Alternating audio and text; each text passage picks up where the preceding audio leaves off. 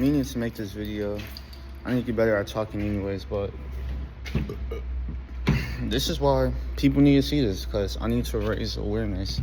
It's 3.5 billion people walking around right now that are adults that have no idea about financial literacy. Only, 32% of people in the world know financial literacy. So this means it's people that don't know nothing about bonds, the S&P 500, IRA especially. I'll walk into fucking Holiday, I see a girl in her 80s working. Do you know now you could open up a Trump account for your kids? If they're born between 2025 and 2028, they get a free $1,000. And by the time they're fucking 55 years old, or 60, 70, the longer they hold, that money will be worth like $50,000. Just that money alone, if you was not to add any money for your newborn kid. So you wouldn't have to even follow her footsteps. It's just off signing up for something. It's literally simple. Making money from signing up. And it's crazy. People, they're not taking advantage of this opportunity. It's literally free money, opening up a Trump account for your kids. Or even if they're not born between 2025 to 2028, it's still an IRA for your kids. You put into the S&P 500 and let your money grow. Bro, the Vanguard ETF VOO, it gives you dividends. So not only are you making money off of it, but you're getting that money back. It's like so crazy to me. Like, wow, bro. Just like that. No one's talking about it at all. Robinhood helped make this account. Invest in Robinhood. Robinhood keeps coming out with new shit. Tokenization. Robinhood chain is now a thing. They tokenize stocks. So basically, they just got stocks on the Robinhood wallet now. So it's not just meme coins now. It's actual fucking ETFs. The S&P 500.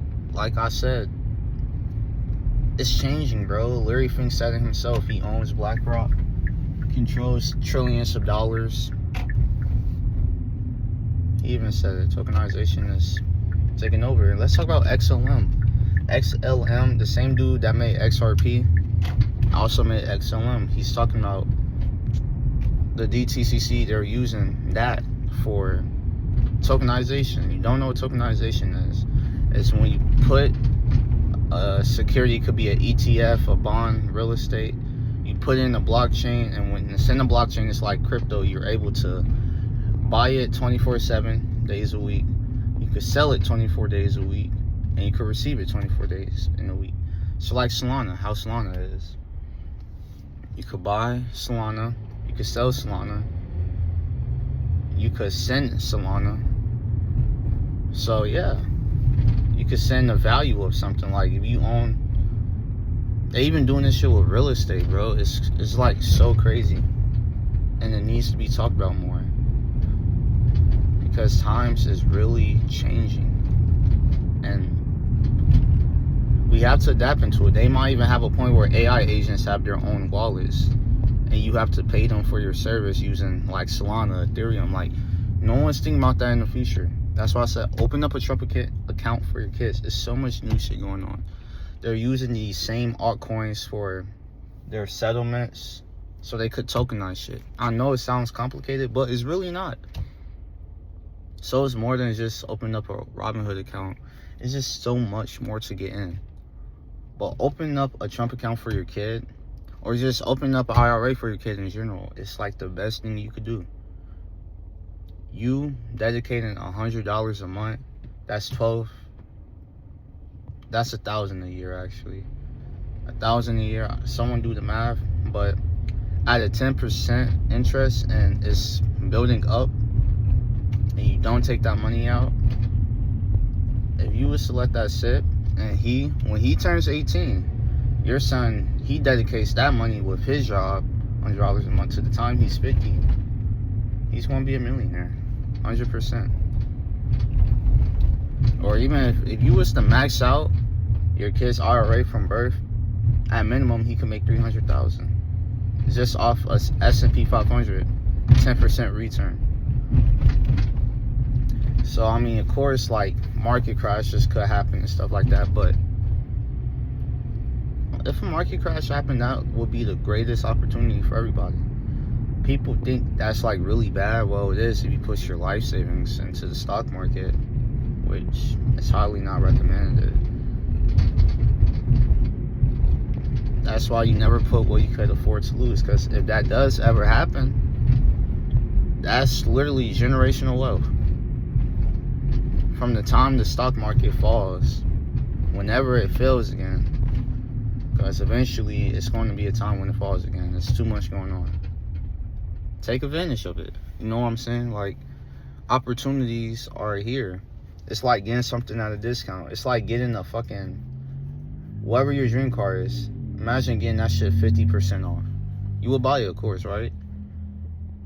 Because guess what? Those prices are going to go back up in the market. They have to. Because all these big tech companies, if they were to crash, guess what? Their market cap is going to go down. Who's going to bring it back up? Consumers. You know, they might be baffled for a little bit, but what do governments do? They start printing more money.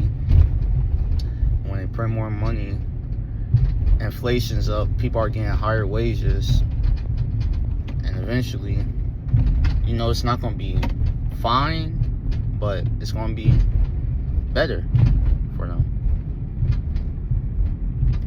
You know, like, there's still a lot of opportunities for people out here, but it's also the highest debt. So much people are in debt right now. Credit loans are high, the highest they ever been. I think it's like 20%, something like that. But take advantage. There should be no excuse you don't do this for a kid. And a lot of people there are not going to listen. And that's what makes a big difference from the people that do listen, people that don't listen. The people that listen, they're going to fail, of course, but they're going to learn from their mistakes and get better. And that's just life in general.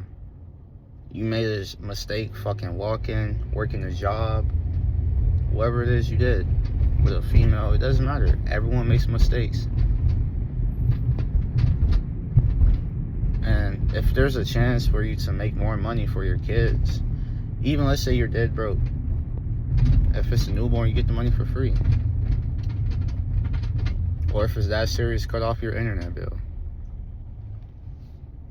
You know what I'm saying?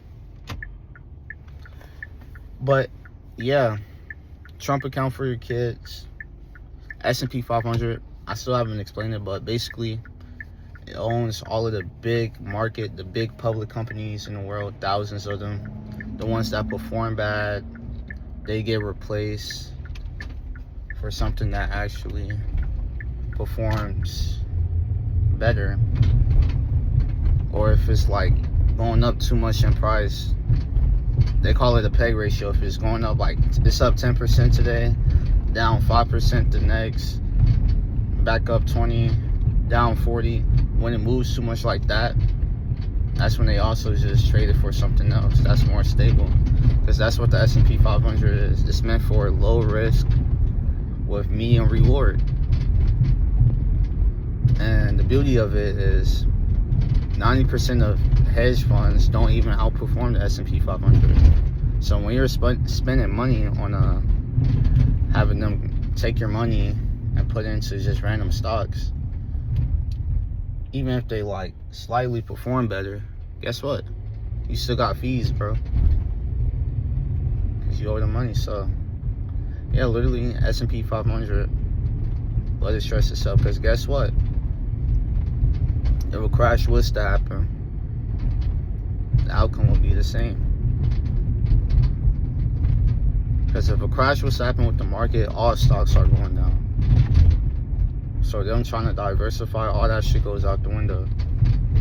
So there's literally no excuse. Just money in S&P 500. Keep it simple, dedicated, just like your IRA. Keep money in it, it grows. That's what it's meant for, it's just building wealth. Of course it takes time, but after seeing that girl work, I think everyone should at least put money in the S&P 500 just so it could grow. never know where it'll end up.